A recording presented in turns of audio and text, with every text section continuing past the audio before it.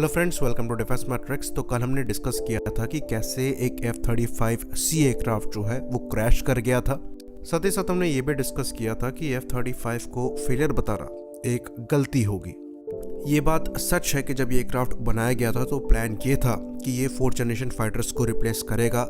इस रोल को सक्सेसफुली ये एयरक्राफ्ट डेफिनेटली फिल नहीं कर पाया, पर स्पेशलाइज्ड रोल में ये जो एयरक्राफ्ट है वो बहुत ही ज़्यादा कारगर साबित हुआ है। और F-35 के ज़रिए ये चीज़ हमें समझ में आई कि ये जो कैपेबिलिटी है ये एक्चुअली कहाँ पर यूटिलाइज करी जा सकती है। तो इसी एयरक्राफ्ट से जुड़ी कुछ और तस्वीरें निकल कर बाहर आई हैं जो कि इस 5th जनरेशन टेक्नोलॉजी के एक और पहलू को हमारे सामने रखती हैं। तो ये जो तस्वीरें हैं ये एक्चुअली F-35C एयरक्राफ्ट की हैं और US नेवी के कैरियर से निकल कर सामने आई है। यहाँ पर एयरक्राफ्ट को अगर आप देखें तो उनमें रस्टिंग हो रखी है, यानी कि जंक लग रहे हैं।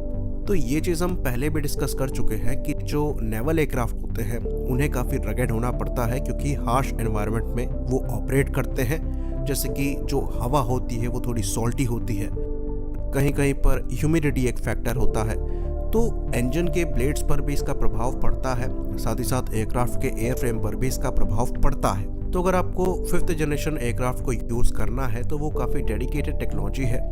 आपको ये ध्यान रखना पड़ता है कि एयरक्राफ्ट का रडार क्रॉस सेक्शन कम रहे, जिसके लिए रडार अब्जॉर्बेंट मटेरियल की कोटिंग लगाई जाती है।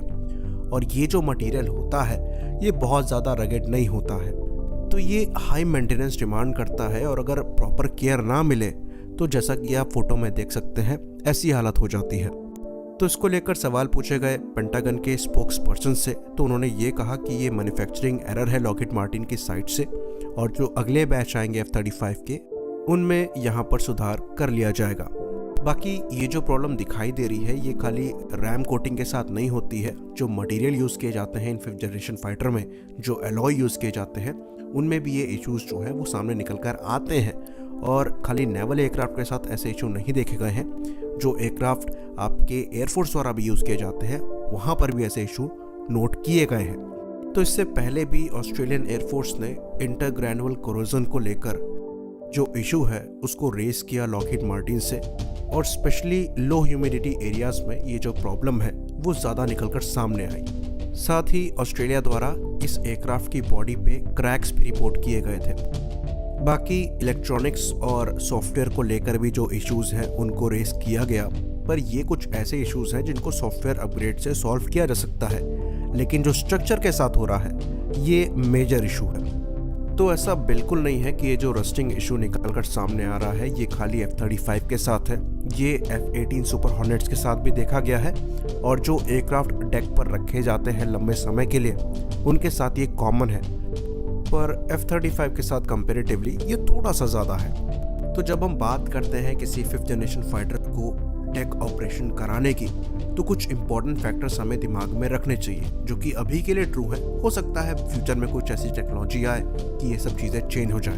तो पहली चीज़ इसमें यह है कि स्टेल्थ कोटिंग और स्पेशल अलॉयज को यूज़ करने की वजह से यहाँ पर आपको मेंटेनेंस जो है वो 4 और 4.5 जनरेशन के एयरक्राफ्ट के कंपैरिजन में आपको यहाँ पर ज़्यादा पड़ेगी। दूसरी चीज़, आपकी ऑपरेटिंग रेंज भी यहाँ पर अफेक्ट होने वाली है। इसके पीछे रीज़न की है कि अगर आपको स्टेल्थ ऑपरेशंस चलाने हैं तो आप ड्रॉप टैंक को यूज़ नहीं कर सकते। साथ ही साथ इंटरनल वेपन बे में आप वेपन्स को कैरी करेंगे, लेकिन वहाँ पर भी थोड़ी सी लिमिटेशन लग जाती है। मेनली ये डिज़ाइन लिमिटेशंस होती हैं। तो जैसा कि हम जानते हैं कि जब एक एयरक्राफ्ट कैरियर पे एयरक्राफ्ट लैंड करता है तो वो एक कंट्रोल्ड क्रैश की तरह होता है, तो लैंडिंग गियर पे बहुत बड़ा इम्पैक्ट पड़ता है, जिसकी वजह से लैंडिंग गियर को ज़्यादा तगड़ा, मजबूत और रगड़ बनाया जाता है। साथ ही साथ आपको अंडर कैरिज को भी ज़्यादा मजबूत बनाना पड़ता है। लेकिन यहाँ पर इशू ये आता है क्योंकि आपको इंटरनल वेपन बे लगाने हैं जो कि अंदर से हॉलो होते हैं, तो डिज़ाइन वाइज ये एक चैलेंज होता है कि लैंडिंग गियर को कैसे डिज़ाइन किया जाए ताकि इंटरनल वेपन के साथ भी लैंडिंग के टाइप पे इशू ना आए। तो ये जो चैलेंज है ये लीड करता है कॉम्प्रोमाइज़ पे, और कॉम्प्रोमाइज़ करना पड़ता है एयरक्राफ्ट की वेपन कैरिंग कैपेसिटी से। तो जब इंडिया के next generation carrier borne fighter की बात आई तो काफ़ी लोगों का ये कहना था कि ये एक आमका का ही नेवलाइज्ड वर्जन होना चाहिए था। लेकिन बहुत अच्छा हुआ कि इन रियलिटी जो एयरक्राफ्ट चूज़ किया गया वो एक 4.5 जनरेशन एयरक्राफ्ट था, जिसमें डिज़ाइन वाइज उसका रडार क्रॉस सेक्शन तो कम रखने की कोशिश करी गई थी, पर उसको स्टेल्थ बनाने की कोशिश नहीं करी गई, क्योंकि उसकी वजह से ये जो चैलेंजेस हैं ये हमको फेस करने पड़ते और लॉन्ग टर्म हमें इसका नुकसान जो है वो फेस करना पड़ता। एक चीज़ यहाँ पर हम समझ लें कि ये जो 5th जनरेशन टेक्नोलॉजी है ये कैरियर ऑपरेशंस के लिए अभी तक मैच्योर नहीं हुई है और हमें इश्यूज जो है वो दिखाई दे रहे हैं। हो सकता है फ्यूचर में हो जाए, पर फिलहाल के लिए ये जो 4 और 4.5 जनरेशन के एयरक्राफ्ट हैं ये कैरियर ऑपरेशन से कहीं नहीं जा रहे।